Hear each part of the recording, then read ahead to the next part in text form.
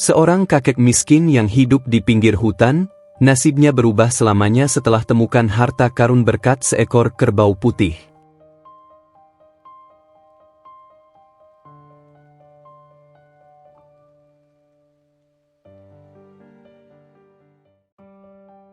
Di sebuah desa kecil yang dikelilingi hutan lebat, hiduplah seorang lelaki tua bernama Kakek Cakra. Usianya baru menginjak 50 tahun, namun garis-garis wajahnya sudah tampak jauh lebih tua dari usianya.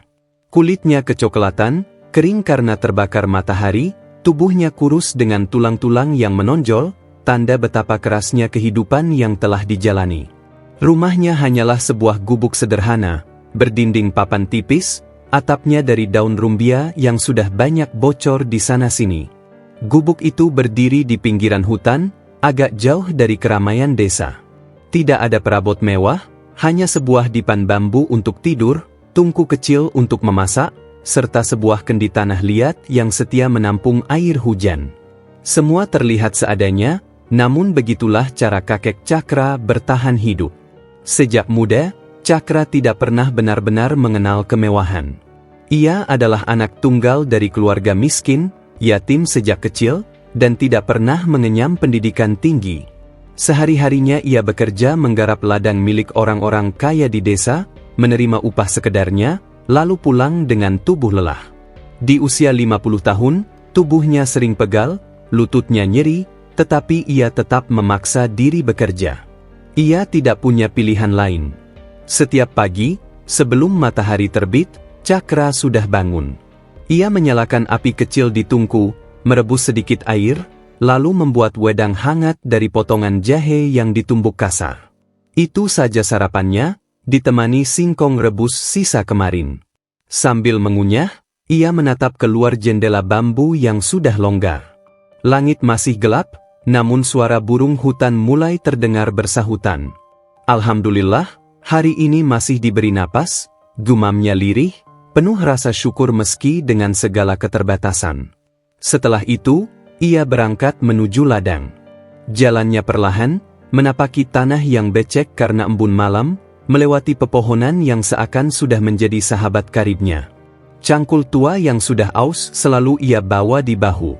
Ladang yang digarapnya bukan miliknya, melainkan kepunyaan Pak Wirya, seorang juragan desa yang cukup terpandang. Pak Wirya tidak pernah memperlakukan Cakra buruk, tapi juga tidak pernah benar-benar peduli.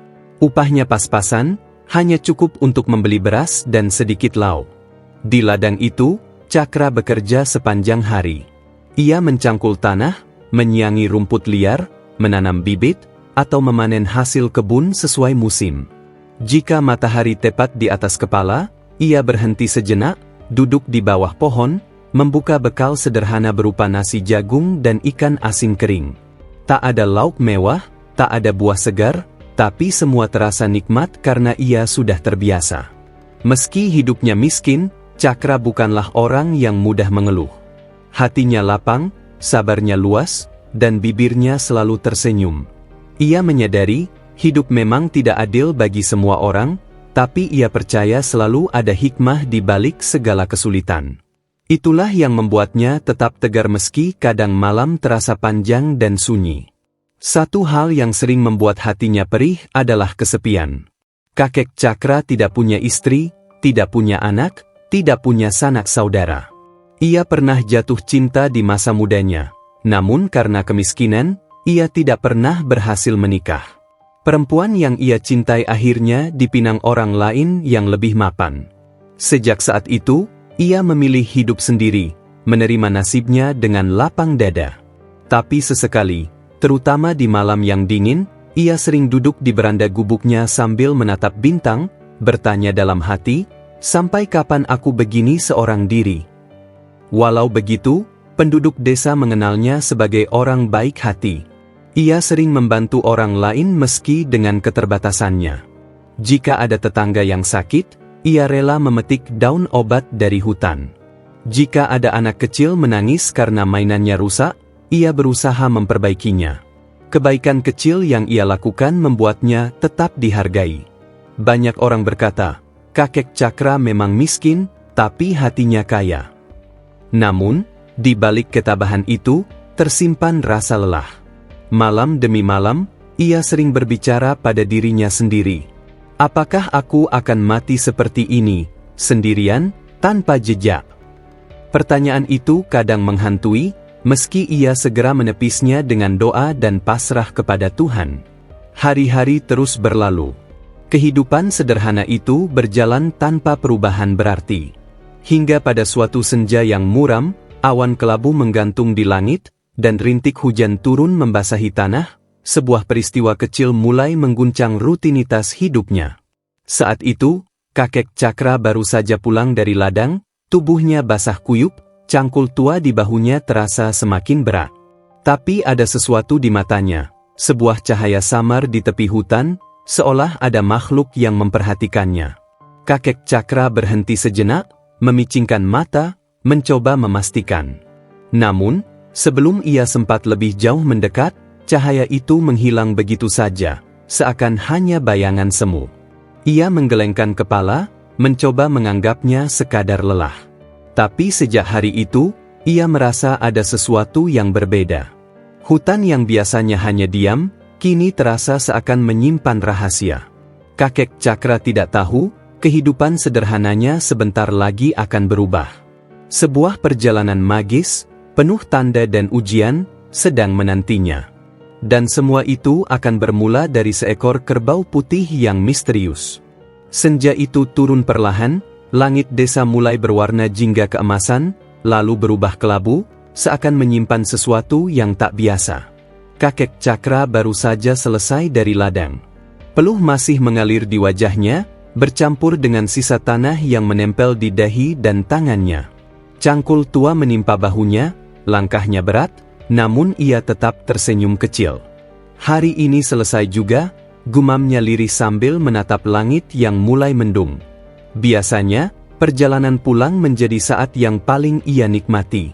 Melewati jalan setapak, mendengar suara jangkrik, menyapa pepohonan yang menjulang, semua terasa seperti sahabat yang menemaninya dalam kesepian. Namun, sore itu berbeda. Angin bertiup agak kencang, membawa aroma tanah basah yang pekat. Burung-burung beterbangan meninggalkan ranting, seolah tahu bahwa hujan besar akan segera turun.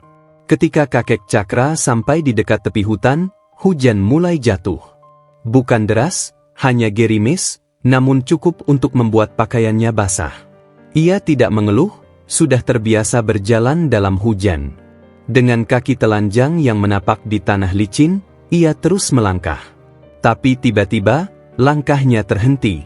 Di antara kabut hujan yang tipis, matanya menangkap sesuatu. Samar, seperti bayangan putih yang bergerak perlahan di balik pepohonan. Bayangan itu besar, namun lembut gerakannya. Sejenak ia berpikir mungkin itu hanya kilatan cahaya senja yang tertutup hujan. Tapi semakin diperhatikan, semakin jelas bentuknya. Seekor kerbau. Bukan sembarang kerbau, tubuhnya besar dan berwarna putih bersih, hampir menyilaukan dalam gelapnya hutan senja. Tanduknya melengkung indah, matanya tampak bercahaya, bukan seperti hewan biasa. Kakek Cakra terperanjat. Seumur hidupnya bekerja di ladang, ia sering melihat kerbau milik warga desa, tapi tidak pernah ada kerbau seputih itu. Semua kerbau di desa berwarna abu-abu, hitam, atau coklat, tidak pernah putih seutuhnya. Kerbau putih itu berdiri diam, menatapnya dari kejauhan. Matanya tajam, tapi bukan tatapan buas. Justru ada ketenangan, ada panggilan, seakan mengajaknya mendekat. Cakra mengusap wajahnya yang basah oleh hujan, lalu menggelengkan kepala. Mungkin aku lelah, mungkin hanya bayangan, gumamnya mencoba menenangkan diri. Namun, ketika ia berkedip, kerbau itu masih ada. Tidak hilang. Malah kini sedikit bergerak maju, langkahnya pelan, meninggalkan jejak di tanah becek, seolah memastikan bahwa dirinya nyata. Jantung kakek Cakra berdetak lebih cepat. Ada rasa takut, namun juga rasa penasaran yang kuat. Ia melangkah setengah ragu, mendekat beberapa langkah. Tapi begitu ia mendekat, kerbau itu justru berjalan menjauh, masuk lebih dalam ke hutan. Tunggu, seru kakek Cakra spontan, meski ia sendiri tak tahu kenapa ia harus memanggilnya. Kerbau itu tidak menoleh, hanya berjalan tenang, kepalanya sesekali menunduk, seperti sedang menunjukkan jalan. Hujan semakin deras. Petir sesekali menyambar jauh di langit, namun suara alam itu justru membuat suasana semakin mencekam. Kakek Cakra berdiri kaku di tepi jalan. Ia menimbang-nimbang, antara mengikuti kerbau itu atau langsung pulang ke gubuknya. Kalau aku ikuti, entah kemana aku dibawa, kalau aku pulang, aku mungkin menyesal. Hewan macam apa itu? Tidak pernah aku lihat sebelumnya. Hatinya bimbang. Namun, ada sesuatu yang aneh dalam dirinya, sebuah dorongan yang tak bisa ia jelaskan. Seperti ada suara lembut berbisik di telinganya, "Ikuti dia, ikuti." Cakra menelan ludah. Ia melangkah 1 kali, 2 kali, lalu akhirnya masuk ke hutan, mengikuti jejak kerbau putih itu. Semakin dalam ia masuk, semakin asing suasana yang ia rasakan. Hutan yang biasa ia lalui terasa berbeda. Pohon-pohon seakan lebih tinggi, udara lebih pekat, dan suara hujan yang jatuh di atas daun terasa seperti alunan musik yang aneh. Sesekali, angin bertiup membawa aroma harum bunga hutan yang belum pernah ia cium sebelumnya. Kakek Cakra berhenti sejenak, mencoba mengatur napas. Matanya mencari sosok kerbau putih itu. Dan benar, hewan itu masih terlihat, beberapa meter di depan. Ia berjalan tanpa tergesa, seakan tahu bahwa kakek Cakra sedang mengikutinya. "Kerbau aneh," desis Cakra. "Tapi, entah mengapa aku merasa harus terus mengikuti." Ada getaran halus di dadanya. Perasaan campur aduk, takut, heran, penasaran, bahkan sedikit bahagia, bercampur jadi satu. Ia tidak bisa menjelaskan apa yang membuatnya yakin untuk terus melangkah, tapi kakinya seakan berjalan dengan sendirinya. Hujan tidak lagi terasa dingin. Justru semakin dalam ia masuk ke hutan, tubuhnya terasa hangat. Anehnya, meski tanah becek, kakinya tidak terlalu kotor. Langkah-langkahnya seakan dipandu. Kerbau putih itu berhenti di sebuah celah pohon besar. Ia menoleh sebentar, menatap Cakra, lalu masuk lebih dalam. Tatapan itu membuat Cakra merinding, tapi sekaligus merasa diperhatikan. "Apa yang kau mau tunjukkan padaku?" bisiknya lirih, meski tahu kerbau itu takkan menjawab dengan kata-kata. Waktu berjalan tanpa terasa. Entah sudah berapa lama ia mengikuti hewan misterius itu. Senja perlahan lenyap, digantikan gelap malam.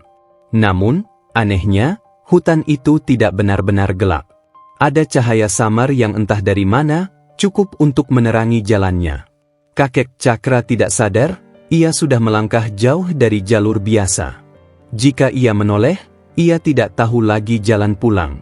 Tapi rasa takut itu teredam oleh rasa penasaran yang lebih kuat. Ia merasa perjalanan ini bukan perjalanan biasa. Ada sesuatu yang menantinya di ujung langkah ini. Dan untuk pertama kalinya dalam hidupnya, kakek Cakra merasa, ia tidak sendirian. Kerbau putih itu seakan menjadi temannya, pemandunya. Hingga akhirnya, langkah mereka berhenti di sebuah tempat yang aneh. Sebuah dataran kecil di tengah hutan yang terasa sunyi sekaligus magis. Kerbau itu berdiri tegak, menatap lurus ke arah semak lebat di depannya. Cakra yang mengikuti dari belakang menahan napas. Ada sesuatu di balik semak itu. Sesuatu yang kelak akan mengubah seluruh jalan hidupnya. Namun malam itu, kakek Cakra hanya bisa tertegun, berdiri di tengah hujan yang kini perlahan reda, tubuhnya basah kuyup, tapi hatinya bergetar penuh tanda tanya. Ia tidak tahu, pertemuannya dengan kerbau putih pada senja hujan itu adalah awal dari segalanya, awal dari kisah yang akan menyingkap rahasia besar. Malam itu, hutan terasa lebih sunyi dari biasanya. Hujan yang sejak senja mengguyur tanah kini telah mereda, menyisakan aroma basah yang meresap ke udara. Daun-daun berkilau oleh sisa air, tanah becek mengeluarkan bunyi lembut setiap kali diinjak. Kakek Cakra berdiri terengah di sebuah dataran kecil di tengah hutan. Nafasnya memburu, tubuhnya menggigil, meski anehnya bukan karena dingin. Ada sesuatu yang membuat dadanya bergetar, kerbau putih itu. Ia berdiri hanya beberapa langkah di depannya. Untuk pertama kalinya, kakek Cakra benar-benar dapat melihat hewan itu dengan jelas. Tubuhnya besar, lebih besar dari kerbau-kerbau desa. Bulu putihnya memantulkan cahaya samar yang entah berasal dari mana, seakan-akan hewan itu membawa sinarnya sendiri. Tanduknya kokoh, melengkung sempurna, berkilau seperti gading yang baru diasah. Dan yang paling mencolok, matanya. Mata kerbau itu berwarna hitam pekat, namun di balik gelapnya, ada sinar lembut, menenangkan, sekaligus menakutkan. Kakek Cakra mematung. Tenggorokannya kering, meski mulutnya masih basah oleh sisa hujan. Jantungnya berdetak keras, seakan hendak meloncat keluar. Dalam hatinya timbul pertanyaan, hewan apakah ini? Dari mana datangnya? Dan mengapa menuntunku ke sini? Kerbau putih itu tidak bergerak. Ia berdiri tenang, menatap lurus pada kakek Cakra, seolah sedang menilai siapa manusia yang berani mengikuti jejaknya. Udara di sekitar mereka seakan membeku.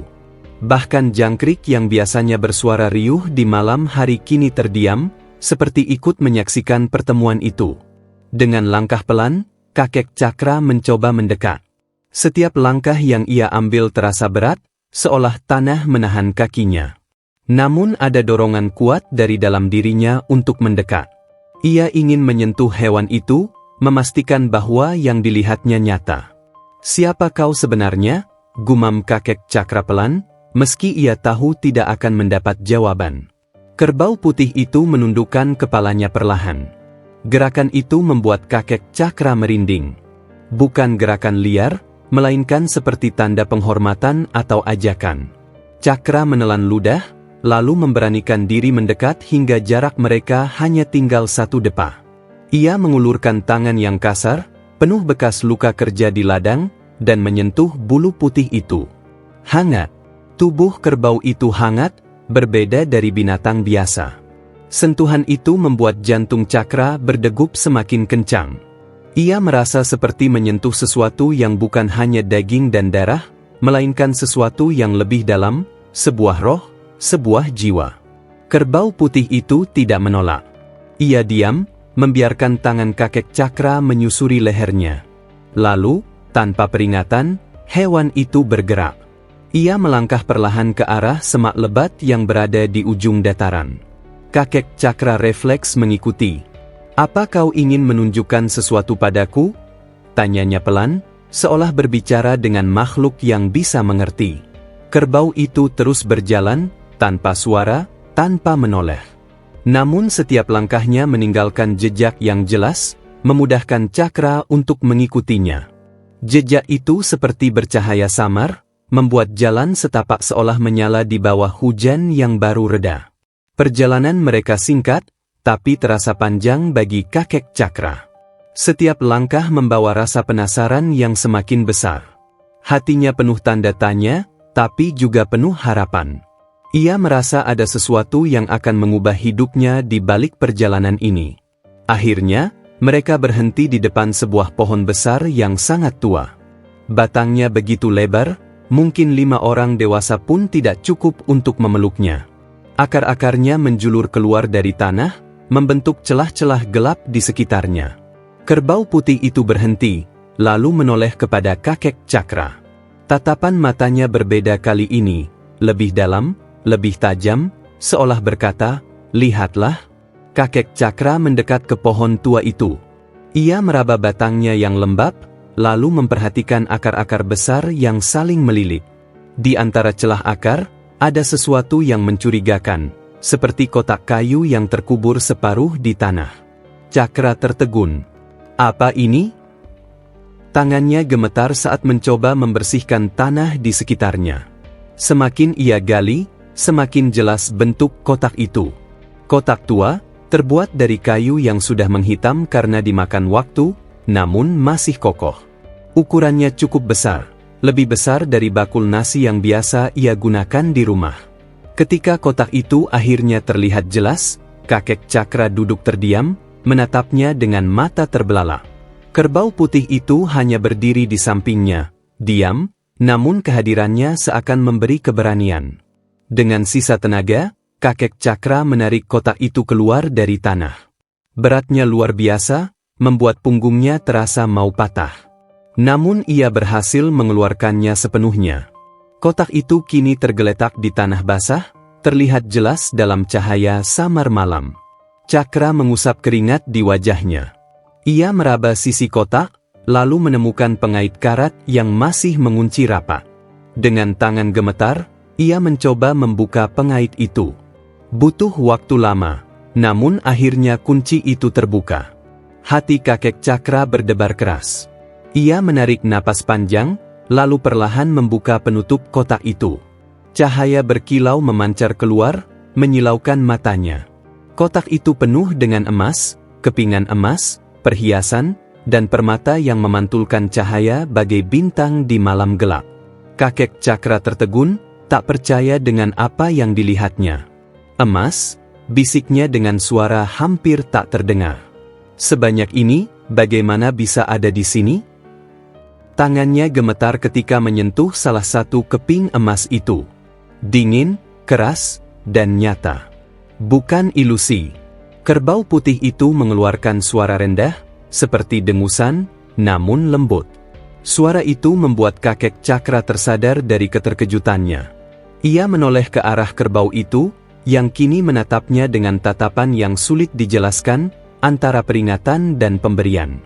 Cakra tiba-tiba merasa dadanya sesak. Ia memang miskin, ia memang sering bermimpi memiliki harta. Tapi ketika emas sebanyak itu benar-benar ada di hadapannya, ia justru merasa bingung. Bahagia, ya, tentu saja. Tapi juga takut. Takut ini hanya mimpi. Takut ini adalah jebakan. Ia menunduk, lalu berbisik pelan, "Apakah ini untukku?" Kerbau putih itu tidak menjawab dengan kata-kata, hanya mundur perlahan, lalu berbalik. Dalam sekejap, hewan itu melangkah masuk kembali ke dalam hutan, dan perlahan lenyap di antara kabut tipis. Kakek Cakra hanya bisa menatap kepergiannya. Dadanya masih bergemuruh, matanya masih menatap kotak emas itu dengan campuran rasa takjub dan ragu. Malam itu, di tengah hutan, ia menyadari bahwa hidupnya takkan pernah sama lagi. Sebuah pertemuan singkat dengan kerbau putih misterius telah membuka pintu menuju takdir baru yang tak pernah ia bayangkan. Namun, ia belum tahu, harta itu bukan sekadar berkah. Ia juga adalah ujian. Sejak malam penemuan kotak emas itu, hati kakek Cakra tidak pernah lagi sama. Tubuhnya memang kembali ke gubuk reot di pinggir hutan, namun pikirannya masih tertinggal di bawah pohon tua tempat kerbau putih itu menuntunnya. Setiap kali memejamkan mata, ia selalu terbayang cahaya emas yang menyilaukan dari dalam kotak kayu. Di gubuknya, emas itu kini tersimpan di bawah lantai bambu yang ia bongkar sebagian. Ia menutupinya dengan anyaman tikar usang agar tidak terlihat. Tak seorang pun tahu, bahkan orang-orang desa yang sering ia temui setiap hari. Hanya dirinya sendiri. Namun rahasia itu membuat dadanya selalu berdegup lebih cepat, seakan ia sedang menyimpan api yang bisa membakar kapan saja. Malam demi malam ia gelisah. Tidurnya tidak pernah nyenyak. Sesekali ia mendengar suara seperti derap kaki kerbau di luar gubuk. Meski ketika ia keluar untuk memastikan, tak ada apa-apa selain kabut tipis dan suara jangkrik. Kadang, ia juga merasa seperti ada sepasang mata mengawasinya dari kejauhan. Apakah ini berkah atau kutukan? Bisiknya pada dirinya sendiri. Di satu sisi, ia bersyukur. Setelah puluhan tahun hidup miskin, bekerja membanting tulang, kini Tuhan seperti memberi hadiah yang tak pernah ia bayangkan. Dengan emas sebanyak itu, ia bisa membeli tanah sendiri, memperbaiki rumah, bahkan berhenti bekerja di ladang orang lain. Ia bisa hidup tenang, bahkan mungkin bisa membantu warga desa yang membutuhkan. Namun, di sisi lain, hatinya dicekam rasa takut. Bagaimana jika emas itu membawa petaka? Bagaimana jika orang-orang tahu dan kemudian berebut, saling mencurigai, bahkan mencelakai dirinya? Dan bagaimana dengan kerbau putih itu? Mengapa hewan itu menunjukkannya jalan? Apakah ia hanya kebetulan, Ataukah memang ada maksud lain? Hari-hari berikutnya, kakek Cakra mencoba menjalani hidup seperti biasa. Ia tetap pergi ke ladang, tetap mencangkul tanah milik Pak Wirya, tetap duduk di bawah pohon saat siang untuk menyantap bekal singkong rebus. Tapi batinnya tak lagi sama. Tangannya mencangkul, tapi pikirannya selalu kembali pada kotak emas yang tersembunyi di bawah lantai bambu. Kadang, saat ia menatap tanah yang sedang dicangkulnya, ia bertanya dalam hati, "Untuk apa aku bekerja begini keras kalau aku punya emas sebanyak itu?" Pertanyaan itu membayangi setiap langkahnya. Dan semakin lama, godaan untuk berhenti bekerja semakin besar. Namun, ia juga takut. Jika tiba-tiba ia berhenti bekerja, orang-orang desa pasti curiga. Maka, ia tetap bertahan, menahan godaan, seakan-akan hidupnya belum berubah sedikit pun. Tapi alam sepertinya tahu. Suatu malam, ketika bulan separuh menggantung di langit dan angin hutan bertiup lembut, kakek Cakra bermimpi. Ia berdiri di padang luas yang diterangi cahaya bulan. Di kejauhan, seekor kerbau putih berjalan mendekat. Tubuhnya bercahaya lebih terang dari bulan, matanya berkilau menembus malam. Kerbau itu berhenti di depannya, lalu berbicara. "Emas itu bukan milikmu, Cakra. Itu adalah titipan." Suara itu dalam, bergema seperti datang dari langit dan bumi sekaligus. Kakek Cakra tersentak dalam mimpinya. "Titipan? Apa maksudmu?" Kerbau itu tidak menjawab panjang. Ia hanya berkata lagi, "Titipan bisa menjadi berkah jika kau gunakan dengan bijak. Tapi bisa menjadi beban jika kau salah langkah." Lalu kerbau itu menghilang, meninggalkan kakek Cakra sendirian di padang bulan yang kini gelap gulita. Ia terbangun dengan tubuh basah oleh keringat. Nafasnya memburu. Ia menatap sekeliling gubuknya yang gelap, hanya ditemani suara burung malam. Tangannya gemetar saat meraba lantai bambu di bawahnya, tempat emas itu ia sembunyikan. "Titipan, titipan," jumamnya, mengulang kata-kata dari mimpi itu. Sejak malam itu, kakek Cakra semakin gelisah. Ia merasa setiap langkahnya diawasi. Setiap kali ia menatap wajah orang desa, ia curiga mereka tahu rahasianya. Bahkan saat Pak Wirya menyapanya di ladang, ia merasa ada tatapan berbeda, meski sebenarnya tidak ada. Hari-hari berikutnya, perubahan kecil mulai terjadi dalam hidupnya. Ia yang dulu selalu sabar dan lapang dada, kini lebih mudah resah. Ia sering melamun, duduk berjam-jam di beranda gubuk, tanpa melakukan apa-apa. Warga desa yang biasanya melihatnya tersenyum ramah kini sering mendapati wajahnya murung. "Cakra kelihatan sakit, ya?" bisik seorang ibu di pasar. "Entah kenapa, belakangan dia sering terlihat aneh," sahut yang lain. Telinga kakek Cakra menangkap bisik-bisik itu, dan hatinya semakin gelisah. Ia takut orang-orang mulai curiga. Namun, di balik semua rasa cemas itu, ada satu hal yang membuatnya semakin bingung, dorongan untuk menggunakan emas itu. Ia mulai berpikir untuk menjual sebagian kecil, sekadar membeli beras atau memperbaiki atap bocor gubuknya. Tapi ia takut. Bagaimana jika ada yang bertanya dari mana emas itu berasal? Bagaimana jika ia dituduh mencuri? Malam demi malam, kakek Cakra semakin tersiksa oleh pikirannya sendiri. Ia tidak lagi merasa damai, bahkan doa yang biasanya ia panjatkan sebelum tidur kini terasa berat. Sampai suatu hari, tanda aneh muncul. Saat ia pulang dari ladang, ia mendengar suara derap kaki berat di belakangnya.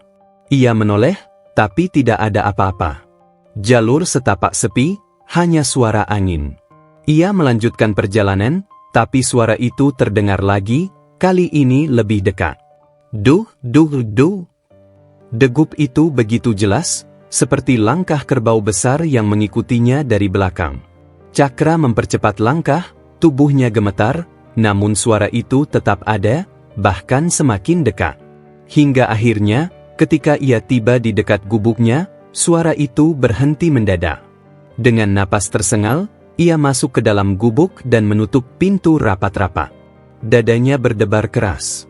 Ia duduk di lantai, mencoba menenangkan diri, lalu berbisik lirih, "Kerbau putih, apakah kau masih mengawasi aku?" Tak ada jawaban. Hanya kesunyian hutan yang kembali menyelimuti. Malam itu, kakek Cakra kembali bermimpi. Kerbau putih muncul lagi, kali ini tatapannya lebih tajam. "Cakra, jangan biarkan hatimu dikuasai oleh emas. Ingat, itu hanya titipan." Suara itu bergema, menusuk hatinya. Kakek Cakra terbangun dengan mata basah oleh air mata. Ia sadar, hidupnya kini berada di persimpangan. Emas itu bisa menjadi anugerah, tapi juga bisa menghancurkan dirinya. Namun satu hal yang ia rasakan dengan jelas, kerbau putih itu tidak pergi. Ia masih ada, masih mengawasi, masih memberi tanda. Dan tanda-tanda itu baru saja dimulai. Hari-hari setelah mimpi itu, kehidupan kakek Cakra semakin diliputi kegelisahan. Setiap kali ia menatap gubuknya yang reot, lantai bambu yang rapuh, dan atap yang bocor, pikirannya terpecah. Ia tahu di bawah lantai itu tersimpan emas yang cukup untuk mengubah segalanya. Namun tangannya seakan terikat oleh kata-kata kerbau putih dalam mimpinya, itu hanya titipan. Semakin lama ia menahan diri, semakin besar pula dorongan dalam hatinya. Ia merasa seperti orang haus yang duduk di tepi sumur penuh air segar, namun tidak berani minum. Ia hidup di antara rasa ingin dan rasa takut. Suatu sore, selepas bekerja di ladang, ia duduk termenung di beranda gubuknya. Angin hutan berhembus membawa suara dedaunan. Senja turun perlahan, menyapu langit dengan warna merah keemasan. Pandangan matanya kosong, menatap jalan setapak yang menuju ke dalam hutan. "Kenapa aku merasa hutan itu memanggilku lagi?" gumamnya lirih. Hatinya berdebar. Ia merasa ada sesuatu yang belum selesai, sesuatu yang menunggu di dalam hutan. Kerbau putih itu, pohon tua itu, kotak emas itu, semua seperti tali yang mengikat jiwanya, menariknya kembali ke tempat pertama kali ia menemukan rahasia itu. Tanpa banyak berpikir, kakek Cakra bangkit. Ia mengambil tongkat kayu yang biasa ia gunakan untuk berjalan jauh, lalu melangkah keluar gubuk. Kakinya menapaki jalan setapak, tubuhnya mengikuti dorongan batin yang tak bisa ia jelaskan. Langkah demi langkah membawanya masuk ke dalam hutan. Semakin jauh ia melangkah, semakin aneh suasana yang ia rasakan. Burung-burung yang biasanya berkicau menjelang senja kini diam. Angin yang berhembus seolah membawa bisikan, kata-kata samar yang tak ia mengerti. "Siapa di sana?" tanyanya spontan, meski ia tahu tidak ada manusia lain. Hanya kesunyian yang menjawab, diselingi suara ranting patah di bawah kakinya. Cakra terus berjalan, melewati pepohonan tinggi yang membuat cahaya senja meredup. Di antara bayang-bayang itu, ia merasa diawasi. Seperti ada mata tak terlihat yang mengikuti setiap langkahnya. Bulu kuduknya meremang, tapi rasa penasaran mendorongnya untuk terus maju. Tiba-tiba, suara itu terdengar lagi. Duh, duh, duh. Langkah berat, seperti derap kaki kerbau. Cakra terhenti. Dadanya berdegup keras. Ia menoleh ke kanan, ke kiri, namun tak ada apa-apa. Hanya pepohonan tua dan kabut tipis. Namun, ketika ia menatap lebih jauh ke depan, jantungnya seakan berhenti. Di sana, berdiri kerbau putih itu. Tubuhnya bercahaya lembut, kontras dengan gelapnya hutan. Matanya memandang lurus padanya, dalam, penuh arti. Cakra terperangah. "Kau lagi?" bisiknya. Kerbau putih itu tidak bergerak. Hanya berdiri, menunggu. Lalu perlahan ia menundukkan kepala, memberi isyarat, seakan berkata, "Ikuti aku." Tanpa ragu, meski dengan tubuh gemetar, Cakra melangkah mendekat. Seakan kakinya tidak lagi miliknya, ia hanya mengikuti jejak yang ditinggalkan kerbau itu. Perjalanan itu terasa seperti memasuki dunia lain. Hutan yang biasanya ia kenal kini tampak asing. Daun-daun yang bergoyang dihembus angin memantulkan cahaya aneh, seperti perak berkilau. Akar-akar pohon menjuntai seperti ular hidup, bergerak pelan di tanah. Kabut makin tebal, menyelimuti jalan, namun anehnya langkah mereka tidak pernah salah arah. Di kejauhan, suara gamelan samar terdengar, meski tidak ada manusia di sana. Irama itu mengalun lembut, membuat hati Cakra bergetar. Ini bukan hutan biasa, gumamnya. Kerbau putih itu berjalan dengan tenang, kepalanya tegak, tanduknya memantulkan cahaya samar. Setiap langkahnya terasa penuh wibawa, seolah ia bukan sekadar hewan, melainkan utusan dari dunia lain. Cakra mengikutinya tanpa kata. Matanya sesekali menangkap bayangan samar di balik pepohonan, sosok-sosok hitam tinggi besar, seperti raksasa, namun hanya sekilas. Ketika ia mencoba memastikan, bayangan itu menghilang. Lalu terdengar suara lain, suara bisikan. Lembut, namun menusuk telinga. Emas itu milikmu. Ambil semua, nikmati, jangan pedulikan yang lain. Kau sudah menderita lama, ini saatnya kau hidup senang. Kakek Cakra menutup telinga dengan kedua tangannya. Tidak, itu titipan, kerbau putih bilang begitu. Bisikan itu lenyap, digantikan oleh suara dengusan kerbau putih di depannya. Hewan itu menoleh sebentar, matanya memancarkan sinar tajam, seolah menegur. Cakra menunduk, merasa malu. Ia sadar, bisikan itu adalah ujian, godaan yang hendak meruntuhkan tekadnya. Perjalanan berlanjut. Hingga akhirnya, mereka tiba di sebuah tempat yang tidak pernah ia lihat sebelumnya. Di tengah hutan lebat itu, terbuka sebuah tanah lapang kecil. Di tengahnya berdiri batu besar yang berlumut, bentuknya seperti altar. Udara di tempat itu berbeda, lebih pekat, namun juga lebih sakral. Kerbau putih berhenti di depan batu besar itu. Ia menunduk, lalu mengeluarkan suara rendah yang bergema di seluruh lapangan kecil itu. Cakra melangkah maju, menatap batu itu. Jantungnya berdebar. Ia merasa tempat itu menyimpan rahasia yang lebih besar daripada emas. Apakah kau ingin aku tahu sesuatu lagi? Tanyanya pelan pada kerbau putih. Hewan itu menatapnya lama, lalu berjalan memutar, berdiri di sisi lain batu besar itu. Kakek Cakra maju perlahan, lututnya lemas, tangannya gemetar. Ia meletakkan telapak tangannya di atas batu itu. Dingin. Namun tiba-tiba, dari dalam batu, terasa getaran halus. Getaran itu merambat ke tangannya, ke dadanya, hingga ke seluruh tubuhnya. Mata kakek Cakra mendadak berat. Dunia di sekitarnya berputar.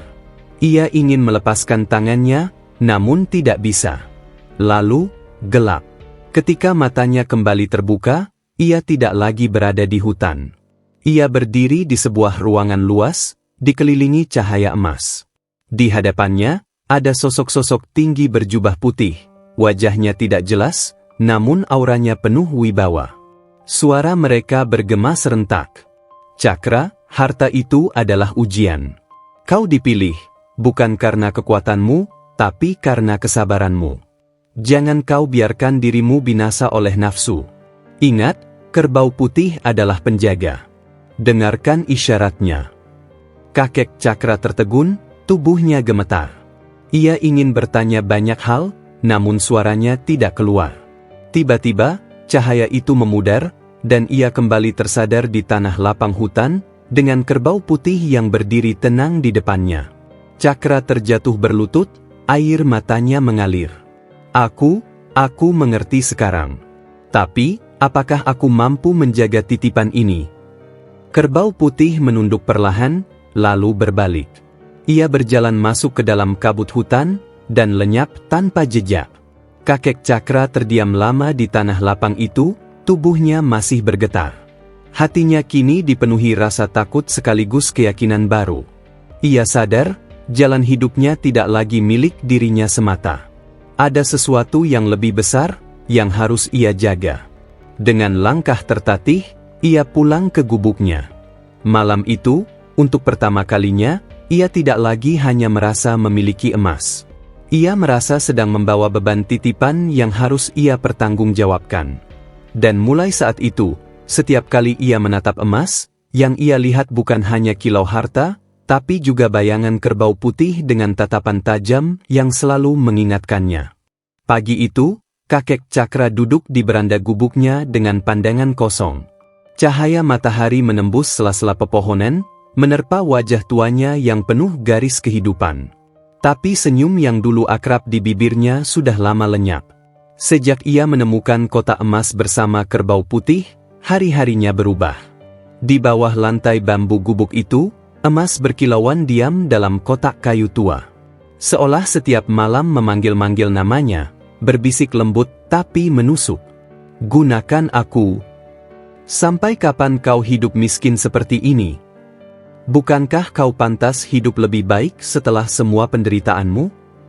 Bisikan itu hanya ada di kepalanya, tapi semakin lama semakin keras, semakin sulit ia abaikan. Cakra menunduk, menatap jemarinya yang kasar dan penuh kapalan. Sudah puluhan tahun ia mencangkul ladang milik orang lain. Sudah puluhan tahun ia tidur beralaskan tikar usang. Sudah puluhan tahun ia menahan lapar ketika musim paceklik tiba. Apakah salah jika aku mengambil sedikit saja untuk hidup lebih layak? Katanya lirih, seperti bertanya pada dirinya sendiri. Ia menimbang lama. Hatinya berkecamuk. Kata-kata kerbau putih terus terngiang, itu hanya titipan. Tapi hidupnya terasa kian berat, seolah kutukan kemiskinan menertawakannya. Akhirnya, dengan tangan gemetar, ia membuka lantai bambu dan menatap emas yang berkilau. Matanya silau, jiwanya terguncang. Ia mengambil satu keping emas, menggenggamnya erat. Hari itu, Cakra memberanikan diri pergi ke pasar di desa tetangga. Ia menukarkan satu keping emas pada seorang pedagang tua yang dikenal jujur. Pedagang itu heran, menatapnya dengan penuh tanya. Cakra, dari mana kau mendapatkan ini? Aku tahu, seumur hidupmu tak pernah memiliki harta semacam ini. Kakek Cakra tercekat. Lidahnya keluh. Tapi dengan wajah memohon, ia hanya berkata, "Jangan tanyakan asalnya. Aku hanya ingin menukar ini dengan beras dan kain. Itu saja." Pedagang itu terdiam lama, lalu mengangguk pelan. "Baiklah. Aku akan membantumu, tapi berhati-hatilah. Harta bisa membawa kebaikan, tapi juga bisa mengundang malapetaka." Kakek Cakra pulang dengan karung beras di pundaknya, juga kain baru untuk alas tidurnya. Hatinya campur aduk. Ada rasa lega karena bisa makan enak malam itu, tapi juga ada rasa takut. Seperti ada mata-mata tak kasat yang terus mengawasinya. Malam itu, ia makan nasi hangat dengan sayur sederhana.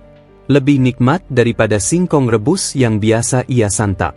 Tapi entah kenapa, setiap kali ia mengunyah, bayangan kerbau putih muncul dalam pikirannya. Tatapan tajamnya seakan menembus hingga ke hati. Tidurnya gelisah. Dalam mimpinya, kerbau putih muncul lagi. Kali ini tubuhnya lebih besar, matanya lebih bercahaya, suaranya bergema menggelegar. "Cakra, mengapa kau tergoda? Aku sudah memperingatkanmu. Harta itu bukan milikmu. Kau hanya penjaga." Kakek Cakra terbangun dengan keringat bercucuran. Ia menatap langit-langit gubuk yang rapuh. Tangannya meraih kepingan emas yang tersisa di sakunya, lalu ia menggenggamnya erat. "Aku hanya ingin hidup layak," bisiknya, suaranya parau. Hari-hari berikutnya, perubahan kecil mulai terlihat. Pakaian kakek Cakra yang dulu lusuh kini sedikit lebih baik. Makanan di gubuknya lebih berlimpah. Orang-orang desa mulai memperhatikan. Cakra kelihatan berbeda, ya. Lebih segar sekarang, kata seorang ibu di pasar. "Iya, apa dia mendapat warisan? Mungkin," sahut yang lain. Bisik-bisik itu membuat telinga Cakra panas. Ia mencoba menutupinya dengan tetap bekerja di ladang, meski hatinya sudah mulai enggan. Setiap ayunan cangkul terasa sia-sia, karena ia tahu emas menunggu di bawah lantainya. Namun, sejak ia menukar emas itu, kejadian-kejadian aneh mulai datang. Pada suatu malam, ia mendengar suara-suara asing di sekitar gubuknya. Suara langkah berat, suara tertawa samar, suara bisikan yang menyebut namanya. Ia keluar dengan membawa obor, Tapi tidak ada siapa-siapa. Hanya angin malam yang dingin menusuk tulang. Beberapa kali, ia juga melihat bayangan samar di antara pepohonan hutan. Sosok-sosok tinggi hitam dengan mata merah menyala. Mereka tidak mendekat, hanya berdiri jauh, memperhatikan. Hatinya semakin diliputi rasa takut. Apakah ini karena aku menggunakan emas itu? Pikirnya. Kerbau putih tidak pernah muncul lagi dalam wujud nyata. Hanya dalam mimpi ia mendengar teguran. Tapi semakin keras teguran itu, semakin besar pula godaan untuk mengambil lagi. Kalau hanya satu keping saja, untuk beras, itu tidak apa-apa. Aku tidak merugikan siapapun, ia mencoba membenarkan dirinya. Namun, setiap kali ia mengambil satu keping, semakin kuat pula bayangan hitam yang datang. Semakin jelas suara-suara yang berbisik di telinganya. Semakin berat langkah hidupnya, meski perutnya kenyang. Sampai suatu hari, saat ia pulang dari ladang, ia menemukan sesuatu yang membuatnya semakin resah. Di depan gubuknya, tergeletak setangkai bunga merah yang belum pernah ia lihat sebelumnya. Bunganya besar, kelopaknya tebal, warnanya menyala seperti api. Aroma aneh keluar darinya, manis tapi menusuk hidung. Cakra menatapnya lama, jantungnya berdegup. Siapa yang meletakkan ini? Tidak ada jejak kaki, tidak ada tanda-tanda orang lain. Hanya bunga itu, berdiri sendiri di atas tanah, seolah ditaruh dengan sengaja. Ketika ia hendak meraihnya, angin kencang tiba-tiba berhembus. Dari kejauhan, ia mendengar suara lenguhan kerbau. Panjang, berat, dan penuh peringatan. Tangannya terhenti. Ia mundur, keringat dingin membasahi lehernya. Aku paham, katanya terbata. Ia tahu, itu tanda. Tanda bahwa ia sudah melangkah terlalu jauh. Malam itu, ia duduk di depan kotak emas yang bersinar samar di bawah lantai bambunya. Air matanya menetes. Apakah aku mampu menjaga ini, kerbau putih? Apakah aku cukup kuat melawan godaan ini? Aku hanya manusia, aku lemah. Ia terisak, suaranya tenggelam dalam gelapnya hutan. Dan untuk pertama kalinya sejak lama, ia merasa benar-benar sendirian. Malam itu, langit gelap tanpa bintang. Awan pekat menutupi cahaya bulan, membuat hutan di sekitar gubuk kakek Cakra terasa semakin menyeramkan. Angin bertiup kencang, meniup dedaunan hingga berisik seperti bisikan ribuan suara. Di dalam gubuk, kakek Cakra duduk memeluk lutut, matanya menatap kosong ke lantai bambu. Di bawah lantai itu, kotak emas berkilauan seperti api yang tertutup sekam. Jiwanya terbelah, antara rasa takut akan kutukan dan rasa lapar pada kemewahan. Kalau aku terus menyimpannya tanpa digunakan, untuk apa Tuhan memberikannya padaku? Bisiknya. Tapi, jika aku salah langkah, mungkin hidupku akan binasa. Pikirannya berputar-putar seperti pusaran angin. Sejak ia mengambil emas itu, hidupnya tidak lagi tenang. Setiap malam, suara-suara misterius semakin sering terdengar. Kadang suara langkah berat seperti kerbau berjalan di sekitar gubuk, kadang suara tertawa lirih, kadang bisikan yang memanggil namanya dengan nada menyeramkan. Cakra! Cakra! Kami menunggumu. Ia menutup telinganya rapat-rapat, tubuhnya gemetar. Tapi semakin ia menolak, semakin jelas suara itu masuk ke dalam kepalanya. Dan malam itu, sesuatu yang lebih nyata terjadi. Tepat saat api lampu minyak di sudut gubuk meredup, ia mendengar suara kayu berderit. Lantai bambu di bawahnya bergetar, seolah ada sesuatu yang bergerak dari dalam tanah. Jantungnya berdegup kencang. Dengan tangan gemetar, ia meraih obor kecil dan menunduk ke arah celah lantai. Matanya melebar. Di sela-sela bambu, ia melihat kilatan mata merah menyala. Sepasang mata yang menatapnya dari kegelapan, penuh kebencian dan lapar. Ya Tuhan, suaranya tercekak. Ia meloncat mundur, tubuhnya hampir terjatuh. Obor di tangannya bergetar hebat. Namun, saat ia mencoba menatap lagi, mata itu lenyap. Hanya kegelapan tersisa. Tiba-tiba, terdengar suara keras, "Du! Du! Duk, seperti sesuatu menghantam lantai dari bawah. Gubuknya bergetar hebat, debu beterbangan. Cakra berlari keluar, terengah-engah, wajahnya pucat pasi. Di luar, hutan terlihat lebih gelap dari biasanya. Tapi di kejauhan, di antara kabut, ia melihat bayangan besar bergerak. Bayangan itu menyerupai kerbau, namun tubuhnya hitam legam, matanya merah menyala. Nafasnya berat, mengepulkan asap gelap. Kakek Cakra jatuh berlutut. Apakah ini kutukan dari emas itu? Bayangan itu tidak mendekat, hanya berdiri jauh, menatapnya. Tapi tatapannya menusuk, membuat tubuh Cakra kaku. Sesaat kemudian, suara lenguhan panjang terdengar, berat dan menakutkan. Lalu, bayangan itu lenyap ditelan kabut. Cakra terisak. Air matanya jatuh tanpa ia sadari. Ia merasa sedang terjebak dalam permainan takdir yang tidak bisa ia hentikan. Keesokan harinya, tubuhnya lemas. Ia tetap berusaha ke ladang, tapi tenaganya seperti terserap. Setiap orang yang ia temui menatapnya dengan cemas. "Cakra, kau kelihatan sakit. Kau harus istirahat," kata Pak Wirya, pemilik ladang tempat ia bekerja. Cakra hanya tersenyum hambar. Ia tidak mungkin menceritakan apa yang dialaminya. Siapa yang akan percaya jika ia berkata bahwa ia dihantui oleh bayangan kerbau hitam dan mata merah di bawah lantai? Namun, bisik-bisik warga desa semakin ramai. Cakra tampak aneh akhir-akhir ini. Ya, wajahnya pucat, seperti orang ketakutan. Mungkinkah dia menyembunyikan sesuatu? Bisikan itu menusuk telinganya. Ia tahu cepat atau lambat orang akan mencurigainya. Malam berikutnya, kejadian lebih menakutkan kembali terjadi. Ia sedang berbaring di tikar, berusaha memejamkan mata, ketika terdengar suara gaduh di luar gubuk. Suara ranting patah, tanah bergetar, dan suara napas berat. Perlahan, ia bangkit, mengambil obor, lalu membuka pintu.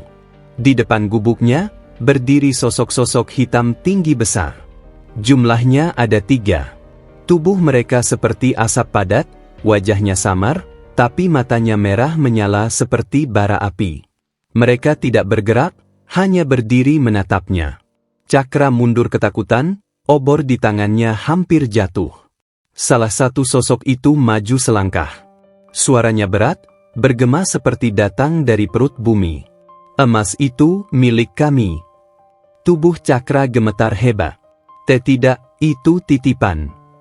Sosok itu tertawa panjang, suara serak yang membuat bulu kuduk berdiri. "Titipan? Kau manusia serakah. Kau sudah mengambilnya. Kau sudah memakannya. Kau sudah terikat." Air mata Cakra jatuh. Aku hanya butuh makan, aku lapar, aku miskin." Sosok itu mendekat lebih dekat, matanya menyala semakin terang. "Semakin kau gunakan, semakin kami dekat. Semakin kami kuasai tubuhmu. Kau tidak bisa lari, Cakra." Tiba-tiba, suara lenguhan keras terdengar dari kejauhan. Suara yang berbeda, berat tapi penuh wibawa. Semua sosok hitam itu menoleh, lalu mundur perlahan, seakan ketakutan. Dalam kabut hutan, samar-samar terlihat sosok kerbau putih berdiri, bercahaya, menatap tajam. Sosok-sosok hitam itu mendesis marah, lalu menghilang satu persatu, lenyap ditelan kegelapan. Cakra jatuh terduduk di tanah, tubuhnya lemas, air matanya bercucuran. Ia menatap ke arah kerbau putih itu. "Kenapa aku dipilih? Kenapa aku harus menanggung ini?" teriaknya putus asa. Kerbau putih hanya menatapnya lama, lalu berbalik, masuk ke dalam hutan, menghilang seperti kabut. Malam itu, Cakra tidak tidur. Ia duduk termenung hingga fajar tiba. Dalam hatinya, ia sadar sesuatu, emas itu bukan sekadar harta.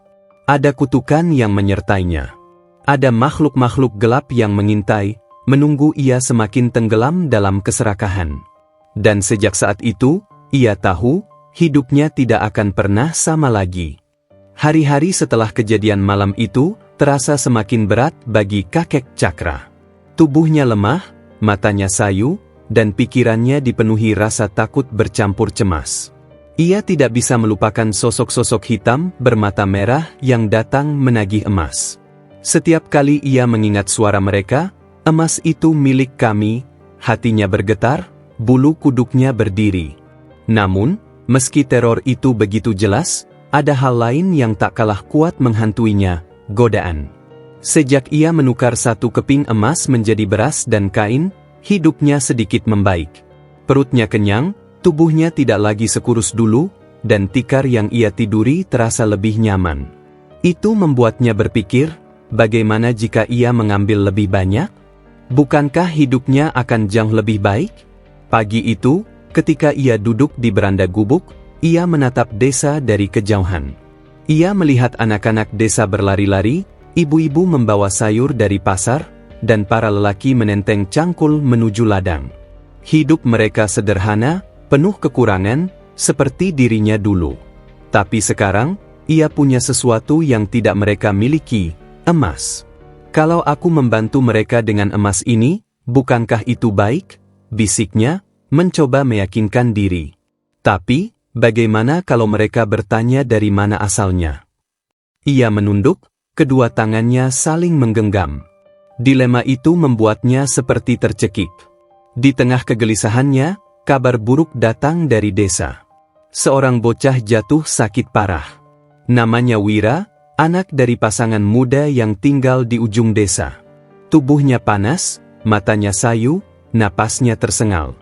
Orang tuanya sudah berusaha mengobati dengan ramuan tradisional, tapi sakitnya tak kunjung reda. Mereka butuh tabib dari kota, tapi ongkos untuk memanggil tabib itu sangat besar. Desa gempar. Semua warga merasa iba, tapi tak ada yang bisa benar-benar membantu. Kemiskinan membuat mereka hanya bisa berdoa. Kakek Cakra mendengar kabar itu saat ia lewat di dekat rumah keluarga itu. Ia melihat sendiri bocah kecil itu terbaring lemah, tubuhnya kurus, wajahnya pucat. Orang tuanya menangis, memohon pertolongan pada siapapun yang lewat. Hati Cakra tersayat. Ia teringat masa mudanya, ketika anaknya sendiri meninggal karena sakit yang tak terobati. Ia tahu rasanya kehilangan darah daging. Di sanalah godaan terbesar menghampiri. Dengan satu keping emas saja, aku bisa memanggil tabib dari kota. Bocah itu bisa diselamatkan. Namun, bayangan kerbau putih muncul dalam pikirannya. Tatapannya tajam, penuh peringatan. Kata-katanya bergema, "Itu hanya titipan." Cakra menggenggam kepalanya, tubuhnya gemetar. "Tapi, jika aku diam saja, anak itu bisa mati. Apa aku harus membiarkan itu terjadi?" Ia berjalan pulang dengan langkah gontai. Di gubuknya, ia duduk di depan lantai bambu tempat emas disimpan. Tangannya gemetar saat meraba lantai itu. Air matanya jatuh. Aku tidak ingin serakah. Aku hanya ingin menolong." Dengan perlahan, ia mengangkat papan bambu, membuka kotak itu. Cahaya emas menyilaukan matanya. Kilau itu seperti ribuan mata yang menatapnya, menilai setiap niat dalam hatinya. Ia mengambil satu keping lagi, menggenggamnya erat. Malam itu, ia mendatangi rumah keluarga bocah sakit itu. Dengan suara bergetar, ia memberikan emas itu kepada ayah si bocah. "Pak, gunakan ini untuk memanggil tabib dari kota. Jangan tanya dari mana asalnya. Anggap saja ini rezeki dari Tuhan." Mata ayah bocah itu membelalak. Tangannya gemetar saat menerima emas itu. "Cakra, ini dari mana kau dapatkan?" Cakra menunduk, menahan napas. "Aku hanya ingin membantu. Itu saja." Orang-orang desa yang menyaksikan tercengang. Mereka berbisik-bisik, saling pandang. Ada rasa kagum, tapi juga curiga. Keesokan harinya, tabib dari kota benar-benar datang. Bocah itu diberi ramuan khusus, tubuhnya mulai membaik. Warga desa bersyukur, keluarga itu menangis haru, dan nama Cakra dipuji-puji. Cakra berhati mulia. Meski miskin, ia rela membantu dengan harta berharga. Semoga Tuhan membalas kebaikannya. Namun di balik semua pujian itu, Hati Cakra bergetar hebat. Ia tahu ia telah melanggar batas. Ia telah menggunakan titipan itu lagi. Malamnya, ia tidak bisa tidur. Suara-suara kembali datang, lebih keras dari sebelumnya. Bagus, Cakra. Kau sudah mulai terbiasa. Ambil lagi, gunakan lagi. Telinganya berdenging. Ia menutupnya rapat-rapat, tapi suara itu tetap masuk ke dalam kepalanya. Tiba-tiba, lantai bambunya bergetar lagi. Dari celahnya, muncul asap hitam tipis, berputar seperti ular. Mata merah menyala terlihat samar di bawah lantai. Cakra menjerit, mundur ke sudut gubuk. Jangan dekati aku. Sosok hitam perlahan muncul, setengah tubuhnya menembus lantai. Wajahnya samar, tapi matanya menyala terang. Suaranya berat, menyeramkan. Semakin kau gunakan, semakin kami berkuasa. Kau tidak bisa mundur lagi, Cakra. Kau sudah terikat. Air mata Cakra jatuh deras. Aku hanya ingin menolong, aku tidak ingin serakah. Sosok itu tertawa keras, gema suaranya memenuhi gubuk. Alasan manusia selalu sama. Pertama menolong, lalu menikmati, lalu ketagihan. Kau akan segera menjadi milik kami. Tiba-tiba, suara lenguhan kerbau putih terdengar. Panjang, dalam, penuh wibawa. Sosok hitam itu mendesis marah, lalu menghilang ke dalam lantai. Asap hitam lenyap, menyisakan bau anyir yang menusuk hidung. Cakra jatuh tersungkur, tubuhnya gemetar hebat. Ia tahu, ia baru saja diselamatkan lagi. Tapi sampai kapan? Malam itu, ia berdoa dengan air mata bercucuran. Tuhan, aku hanya manusia lemah. Aku tidak sanggup menanggung ujian ini. Jika ini kutukan, ambil saja nyawaku. Jangan biarkan aku dikuasai nafsu. Namun doa itu hanya melayang di udara. Di luar gubuk, hutan tetap sunyi, gelap, penuh rahasia. Dan kakek Cakra sadar, godaan yang lebih besar masih menunggunya di depan. Hari-hari setelah kesembuhan Wira membuat nama kakek Cakra melambung di desa. Hampir setiap warga memuji kebaikannya. Mereka yang dulu jarang menyapa kini sering datang ke gubuknya, sekadar memberikan salam atau buah tangan kecil. Namun di balik semua pujian itu, bisik-bisik juga mulai muncul.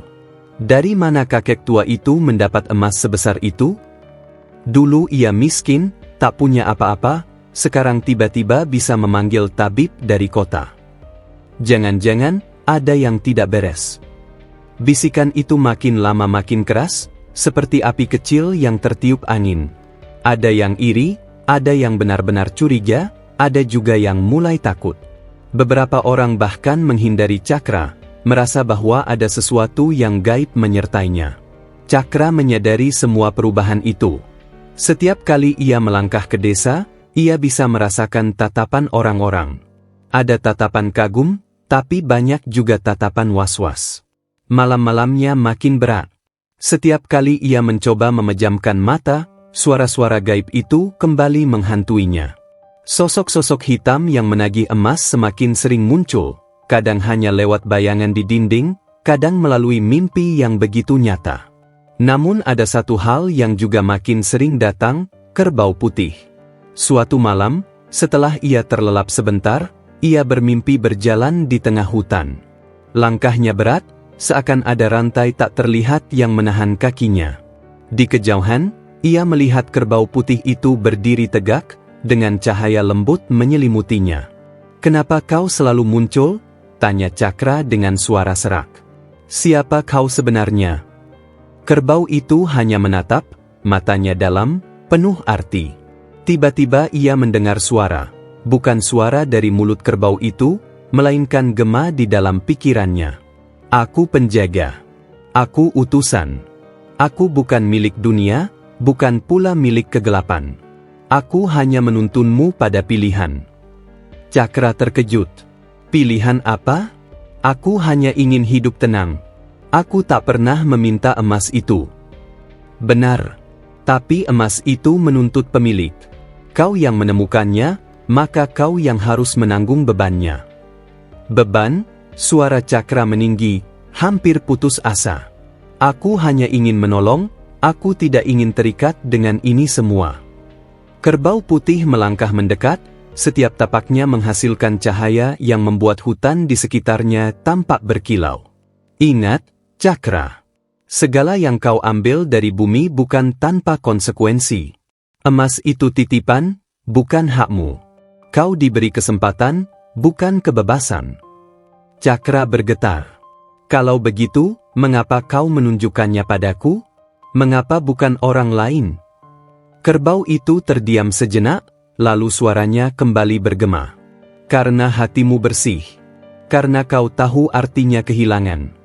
Karena hanya dengan itu kau bisa memahami bahwa emas ini bukan berkah, melainkan ujian. Air mata Cakra menetes. Ia teringat wajah anaknya yang dulu meninggal, teringat istrinya yang pergi karena tak tahan hidup miskin. Semua penderitaan itu, semua luka itu, kini seperti dijadikan alasan mengapa ia dipilih. Tapi apakah itu adil? Kalau aku gagal, bisiknya lirih. Kalau kau gagal, maka kegelapan akan menelanmu. Bukan hanya kau, tapi juga desa ini. Kakek Cakra tersentak. Desa? Apakah benar seluruh desa akan terkena akibatnya? Sebelum ia sempat bertanya lagi, suara-suara lain muncul. Suara gelap yang familiar, penuh tawa mengejek. Dari balik pepohonan, sosok-sosok hitam bermata merah bermunculan, mengepungnya. Dia milik kami, teriak salah satu dari mereka. Emas itu darah kami. Kau tidak berhak melindunginya, kerbau busuk. Kerbau putih menundukkan kepala, tanduknya bercahaya. Dengan sekali hentakan, ia menghempaskan cahaya ke arah sosok-sosok itu. Mereka berteriak kesakitan, tubuh mereka meleleh seperti asap terbakar. Cakra jatuh terduduk, tubuhnya gemetar. Apa sebenarnya emas itu? Kerbau putih menatapnya sekali lagi. Emas itu terkutuk. Ia berasal dari darah dan air mata masa lalu. Kau menemukannya bukan untuk dipakai, melainkan untuk diuji. Pilihan ada di tanganmu, Cakra. Selamatkan dirimu, atau biarkan dirimu hancur. Cahaya itu makin terang, hingga akhirnya Cakra terbangun dengan tubuh basah oleh keringat. Dadanya naik turun, napasnya memburu. Ia memegang kepalanya, bingung antara mimpi atau kenyataan. Tapi di sudut gubuknya, ada sesuatu yang membuat darahnya berhenti mengalir sesak. Seekor bulu putih halus. Bulu itu jelas bukan miliknya. Dan ia tahu, itu milik kerbau putih. Keesokan harinya, warga desa semakin curiga. Beberapa orang memberanikan diri bertanya, Cakra, bagaimana kau bisa mendapatkan emas itu? Apakah kau membuat perjanjian dengan sesuatu? Kenapa kau tidak pernah jujur kepada kami? Cakra hanya bisa menunduk, jantungnya berdebar. Ia ingin berkata jujur, tapi bagaimana mungkin ia menjelaskan tentang kerbau putih dan harta karun gaib itu? Siapa yang akan percaya? Bisik-bisik mulai berubah menjadi tuduhan. Ada yang mengatakan Cakra bersekutu dengan makhluk halus. Ada pula yang menuduhnya mencuri dari kerajaan lama. Beberapa warga mulai menjaga jarak. Anak-anak dilarang mendekati gubuknya. Malam-malamnya semakin sunyi, penuh tekanan. Cakra merasa terpojok. Ia ingin melepaskan diri dari semua ini, tapi kemana harus pergi? Malam itu, ia duduk di beranda, menatap hutan gelap di depannya. Angin berhembus dingin, membawa suara samar lenguhan kerbau. Ia tahu, kerbau putih masih menjaganya. Tapi ia juga tahu, waktunya tidak lama. Rahasia emas, kerbau putih, dan kegelapan di baliknya akan segera terbongkar. Dan saat itu terjadi, bukan hanya hidupnya yang berubah, tapi seluruh desa akan ikut terseret dalam pusaran kutukan.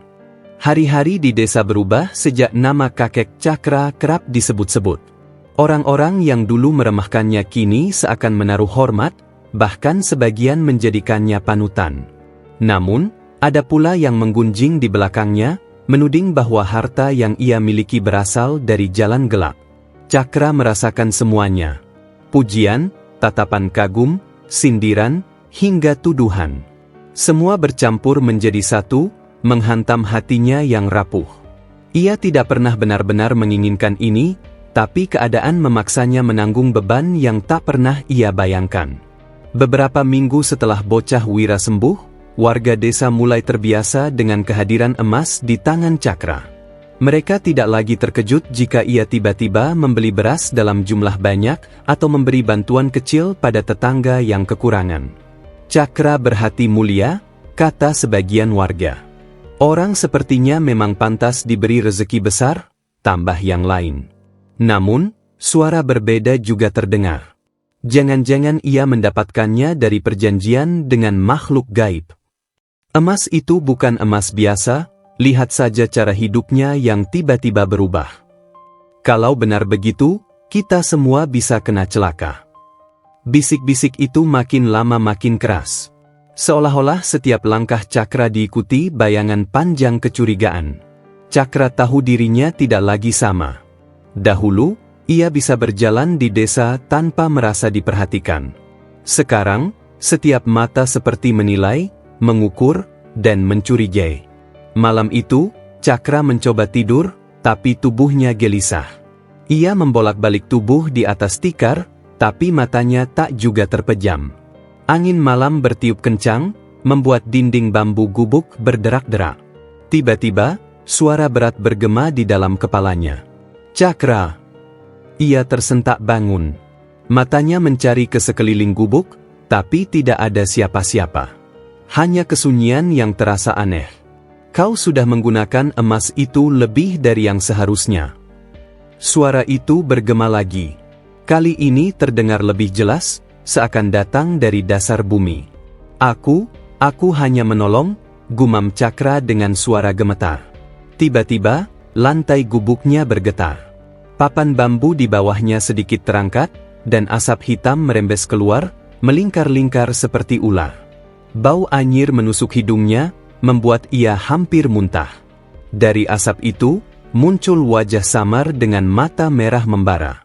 Kau pikir emas itu cuma benda mati? Emas itu hidup, Cakra.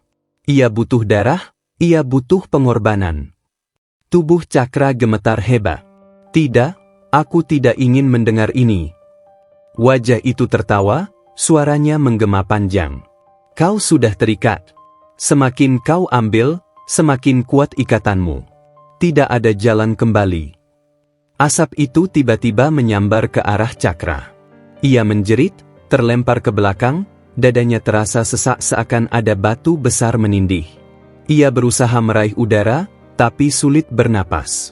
Tiba-tiba, suara lenguhan kerbau putih menggema dari kejauhan. Asap hitam itu mendesis, lalu perlahan menghilang, meninggalkan bau gosong yang menusuk. Cakra terkulai, napasnya tersengal. Air matanya jatuh tanpa bisa ia tahan. Kenapa? Kenapa aku harus menanggung ini? Apakah ini benar-benar berkah, atau kutukan? Keesokan harinya, kabar aneh mulai beredar. Beberapa warga mengaku melihat sosok-sosok hitam berkeliaran di sekitar gubuk Cakra pada malam hari. Ada yang berkata mereka melihat api kecil menari di atapnya, ada pula yang mendengar suara tertawa menyeramkan. Gubuk Cakra angker, bisik seseorang. Jangan biarkan anak-anak mendekat, seru yang lain. Suasana desa yang tadinya tenang mulai berubah. Sebagian warga tetap bersimpati pada Cakra, tapi sebagian lain mulai takut dan menjauhinya. Orang-orang datang ke rumah kepala desa, meminta agar kebenaran diselidiki. Kalau emas itu memang dari jalan gelap, kita semua bisa celaka, kata seorang lelaki. Lebih baik emas itu dibuang atau dikubur lagi, tambah yang lain. Kepala desa mencoba menenangkan. Kita belum tahu kebenarannya. Jangan terburu-buru menuduh. Namun, bisik-bisik itu tidak berhenti. Bahkan, ada yang mulai berniat buruk, ingin mencari tahu di mana Cakra menyimpan emasnya. Cakra merasakan tekanan itu semakin berat. Ia tidak lagi merasa aman di desanya sendiri. Malam-malamnya dipenuhi mimpi buruk, siang harinya diisi dengan tatapan curiga orang-orang. Ia sering duduk di beranda, menatap hutan dengan mata kosong. Di sana, ia merasa ada sesuatu yang memanggilnya, sesuatu yang menuntun, tapi juga sesuatu yang menakutkan. "Kerbau putih, tolong aku," bisiknya lirih. Dan kadang, ia benar-benar mendengar lenguhan lembut dari dalam hutan. Malam itu, Cakra bermimpi lagi. Ia berjalan di tengah padang rumput yang luas, dengan langit hitam pekat di atasnya. Di depan, kerbau putih berdiri, cahaya lembut memancar dari tubuhnya. "Cakra," suara itu bergema di dalam pikirannya. "Hidupmu sekarang bukan lagi milikmu sendiri. Setiap tindakanmu membawa akibat bagi orang lain. Kau harus memilih, tetap menyimpan emas itu, atau mengembalikannya ke tempat asal." Cakra menunduk, air matanya jatuh. "Kalau aku mengembalikannya, apa yang akan terjadi padaku? Kau mungkin kehilangan semua yang kau punya sekarang. Tapi kau akan selamat. Dan kalau aku tetap menyimpannya?" Kerbau itu menatapnya dengan mata yang dalam. "Maka emas itu akan menelanmu, dan desa ini akan ikut binasa." Cakra terisak. "Mengapa aku? Mengapa bukan orang lain?" Kerbau putih hanya menunduk, seakan tak ingin menjawab.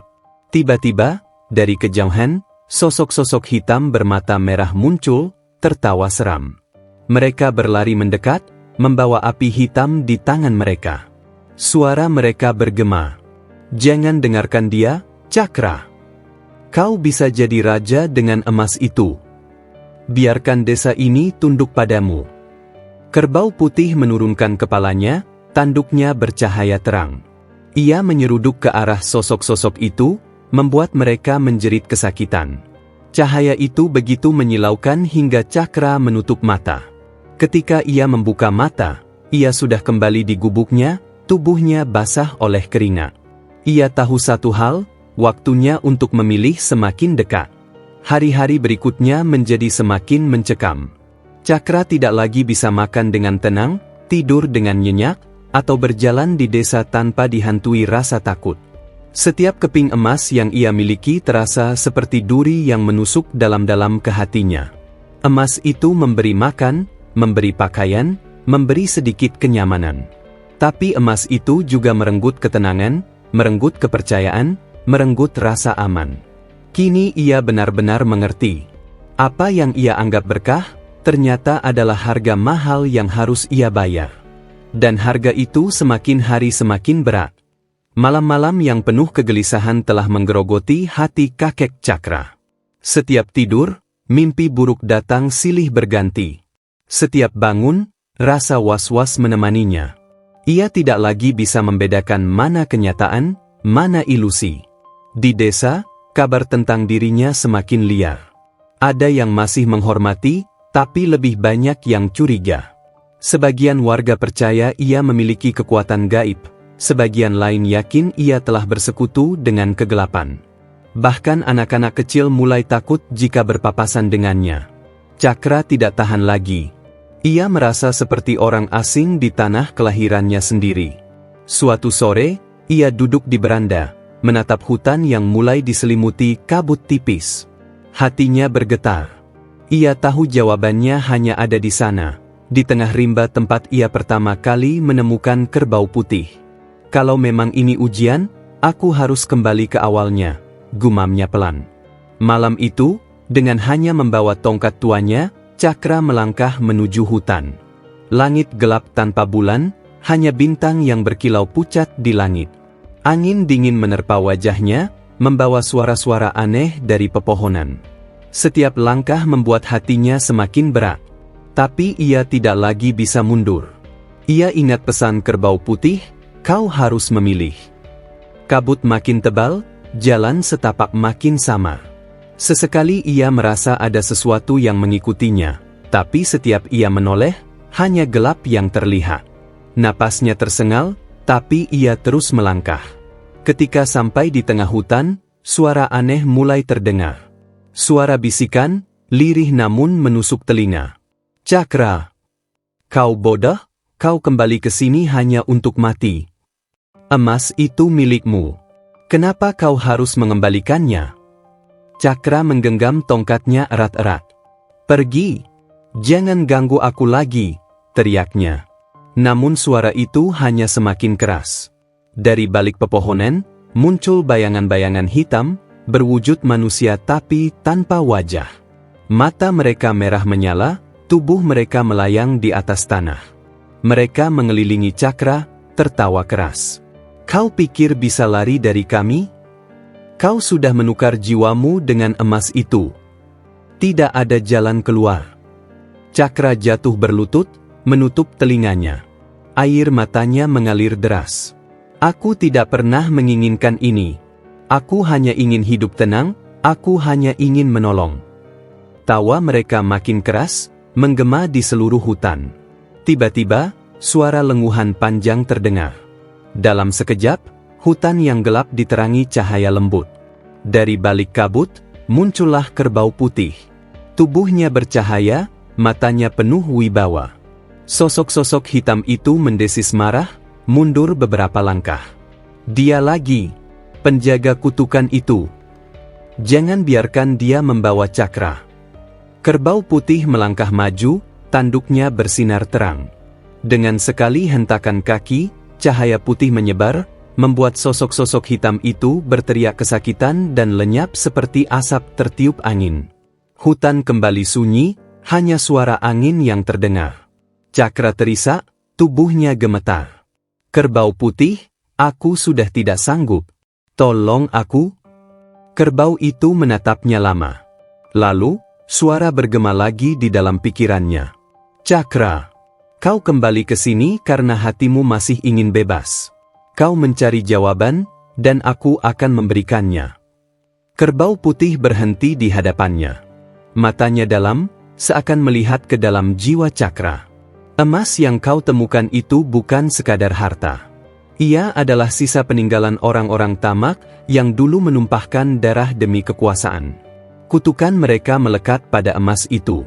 Siapapun yang menemukannya akan diuji, apakah ia akan menjadi budak nafsu, atau menjadi manusia yang mampu menolak godaan." Cakra terdiam, dadanya sesak. "Jadi, semua penderitaanku ini, karena aku menemukan emas itu?" Kerbau itu mengangguk pelan. "Kau dipilih karena hatimu pernah murni. Tapi ujian ini berat, Cakra. Tidak semua mampu menanggungnya."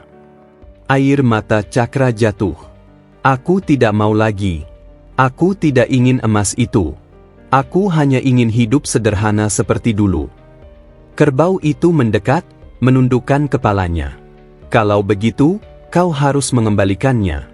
Hanya dengan cara itu kau bisa bebas." Cakra menghela napas dalam-dalam.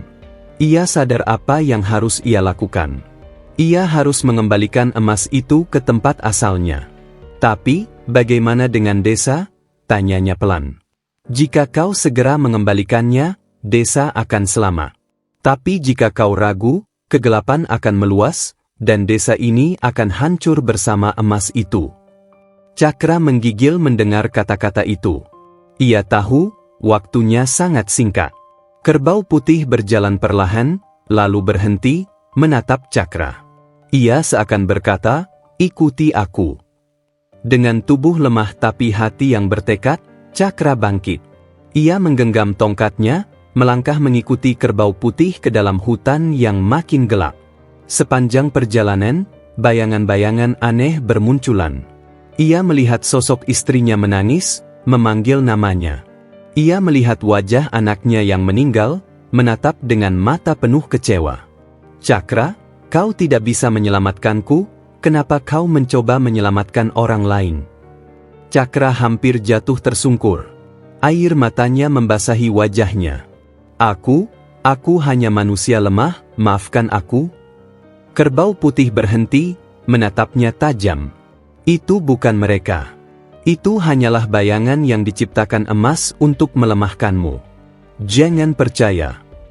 Cakra terisak, tapi ia mengangguk. Ia kembali melangkah, meski lututnya goyah. Akhirnya, mereka tiba di sebuah lembah kecil.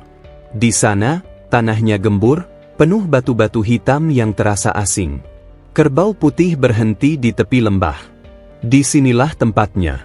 Kau harus mengembalikan emas itu ke tanah ini. Jika tidak, kutukan itu akan terus hidup. Cakra menatap tanah itu dengan mata berair. Ia tahu, keputusan ini bukan hanya tentang dirinya, tapi tentang seluruh desa. Tangannya mengepal.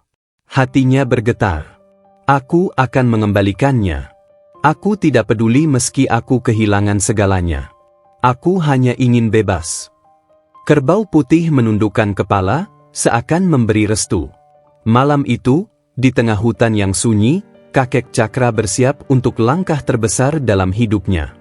Udara di lembah itu terasa berat, seolah-olah ada ribuan mata yang mengawasi dari balik pepohonan. Kabut menggantung rendah, dinginnya menusuk tulang. Kakek Cakra berdiri kaku, memandang tanah hitam di depannya.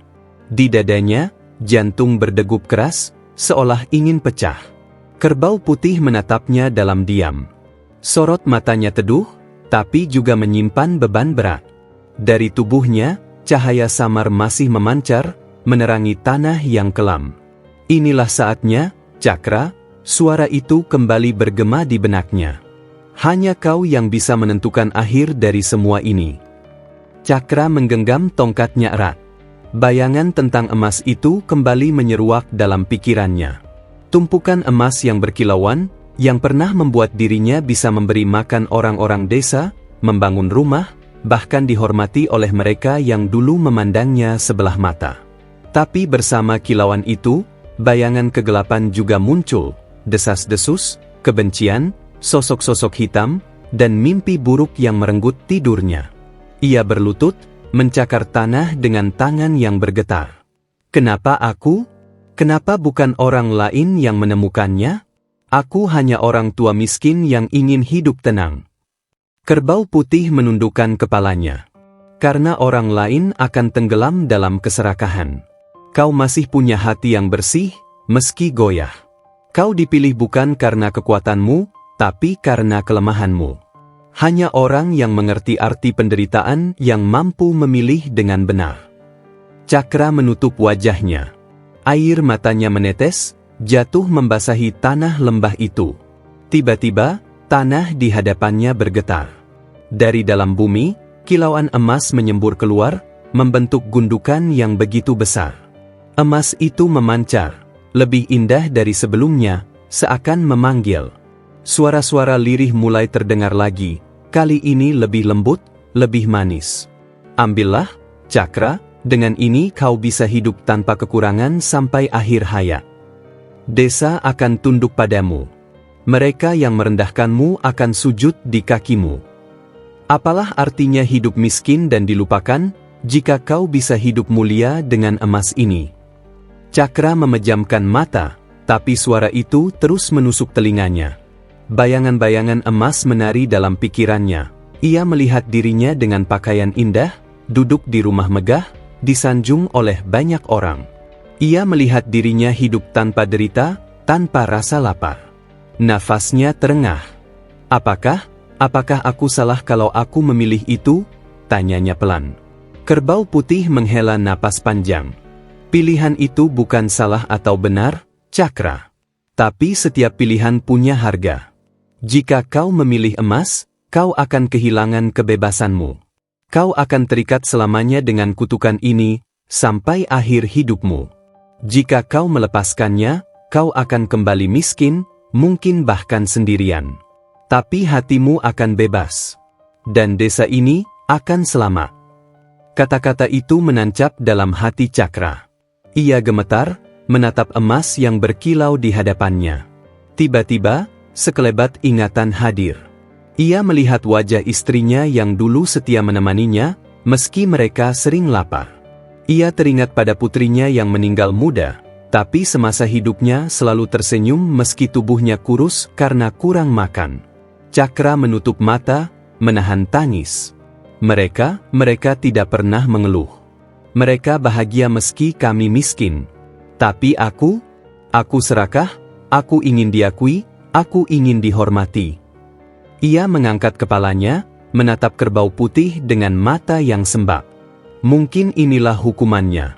Aku terlalu lama mendambakan sesuatu yang bukan untukku.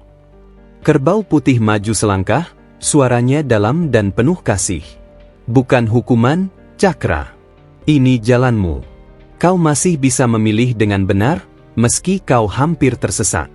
Itulah yang membedakanmu. Dengan tangan gemetar, Cakra mengambil segenggam emas yang masih ia simpan dalam kantong kain usang di balik bajunya. Kantong itu berat, seakan-akan ada batu yang menariknya ke bawah. Ia berlutut di tanah hitam lembah itu. Jari-jarinya menggali tanah, dan ia meletakkan emas itu kembali ke dalam bumi. Ketika emas itu menyentuh tanah, cahaya menyilaukan memancar.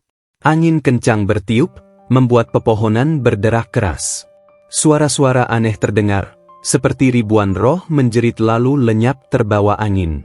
Cakra menunduk, tubuhnya bergetar. Ia merasa seolah separuh dari dirinya juga terkubur bersama emas itu. Namun perlahan, beban di dadanya mulai hilang. Nafasnya terasa lega. Air matanya masih mengalir, tapi kini bukan lagi karena ketakutan, melainkan karena pelepasan. Cahaya di lembah itu mulai meredup. Tanah menutup kembali, menyembunyikan emas yang sudah ia kembalikan. Hutan menjadi tenang, seakan semua kegelapan lenyap bersama emas itu. Kerbau putih mendekat, menatapnya dengan sorot mata penuh kelembutan. Kau sudah melakukannya, Cakra. Kutukan itu telah berakhir. Desa akan selamat, dan hatimu bebas. Cakra tersungkur, menangis keras. Aku hanya ingin hidup sederhana. Aku tidak butuh semua itu. Kenapa hidup harus sekeras ini padaku? Kerbau putih menundukkan kepalanya, menyentuh bahu Cakra dengan tanduknya yang bercahaya. Karena hanya mereka yang menderita yang tahu betapa berharganya ketulusan. Kau sudah membuktikan, meski dengan air mata dan luka, kau tetap memilih kebaikan. Cakra menatapnya dengan mata yang sembab. Apakah aku akan melihatmu lagi? Kerbau putih menatapnya lama. Tidak, Cakra. Tugasku selesai. Aku hanyalah penjaga. Hidupmu akan berjalan seperti biasa, tanpa aku, tanpa emas. Tapi percayalah, hatimu telah kuat. Itu cukup untuk membuatmu bertahan. Tubuh kerbau putih mulai memancarkan cahaya yang semakin terang, hingga seluruh lembah dipenuhi sinar. Perlahan-lahan, sosoknya memudar, lenyap bersama kabut. Cakra hanya bisa menangis, menatap kosong ke arah tempat terakhir kerbau itu berdiri. Lembah kembali gelap. Tidak ada cahaya, tidak ada suara, hanya kesunyian yang mencekam. Tapi di dalam hati Cakra, ada ketenangan yang baru. Beban yang selama ini menghantuinya lenyap. Ia duduk lama di tanah, memandangi kegelapan. Air matanya masih mengalir, tapi senyumnya tipis mulai terlihat. Untuk pertama kalinya setelah sekian lama, ia merasa bebas. Malam itu, kakek Cakra bangkit dengan langkah goyah, meninggalkan lembah itu. Ia tahu, hidupnya tidak akan mudah. Tapi ia juga tahu, ia tidak lagi terikat pada emas, pada kutukan, atau pada ketakutan. Yang tersisa hanyalah dirinya, seorang kakek miskin, tapi dengan hati yang baru.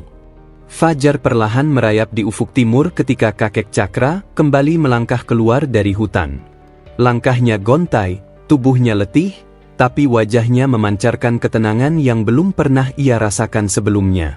Burung-burung berkicau menyambut matahari, embun menetes dari dedaunan, dan udara pagi terasa segar menusuk kulit. Semua itu seakan menjadi tanda bahwa beban kutukan telah benar-benar sirna. Cakra berhenti sejenak di tepi hutan. Ia menoleh ke belakang, menatap pepohonan yang berdiri kokoh, menyimpan rahasia yang kini tak lagi menjadi miliknya. Ia tersenyum tipis.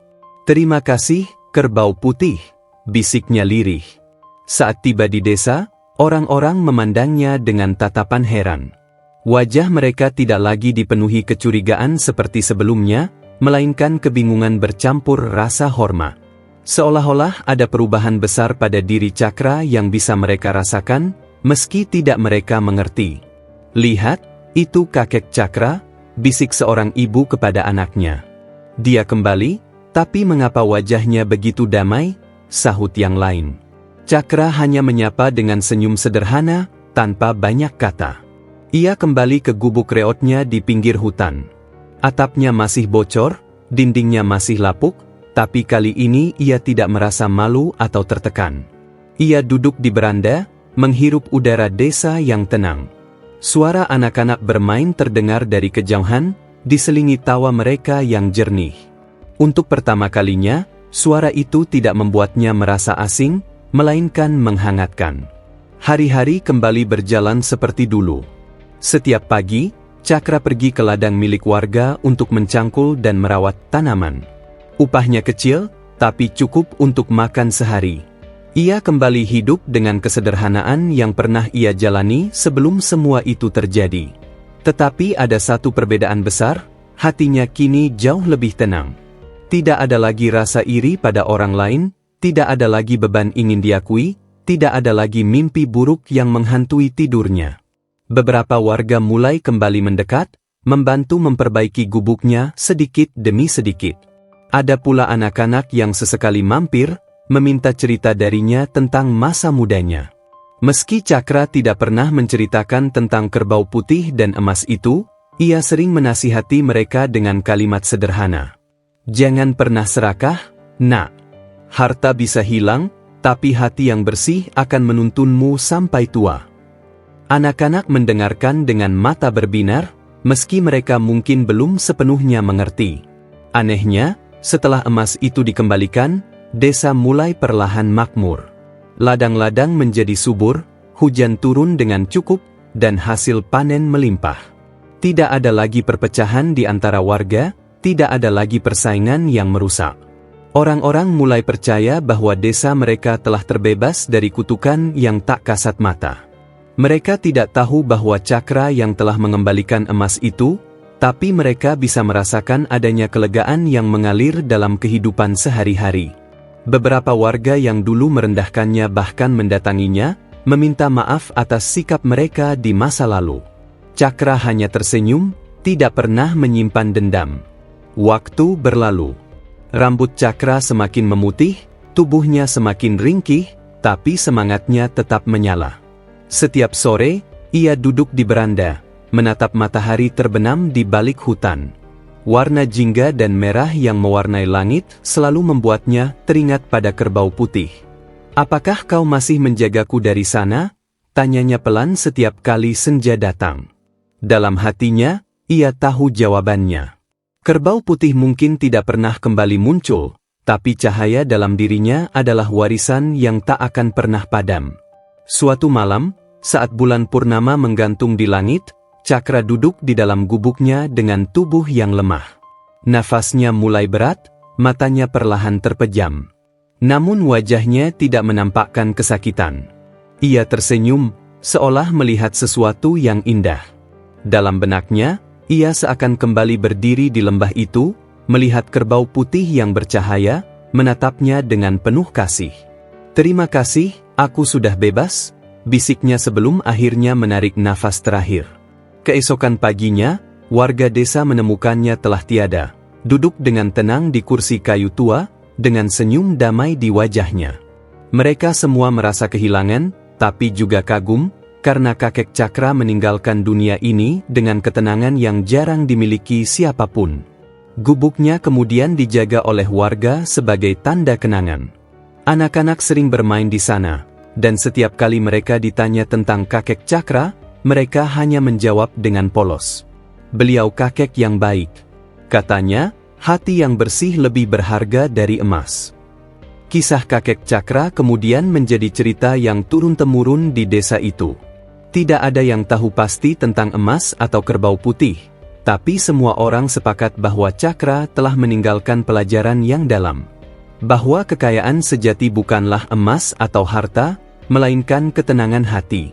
Bahwa kemuliaan sejati bukanlah dihormati orang banyak, melainkan mampu memilih kebaikan meski penuh penderitaan. Bahwa hidup sederhana, jika dijalani dengan ikhlas, jauh lebih berharga daripada hidup mewah yang penuh dengan kutukan. Dan begitulah, nama kakek Cakra dikenang sebagai sosok sederhana, penuh ketulusan, yang memilih jalan sulit demi kebaikan banyak orang.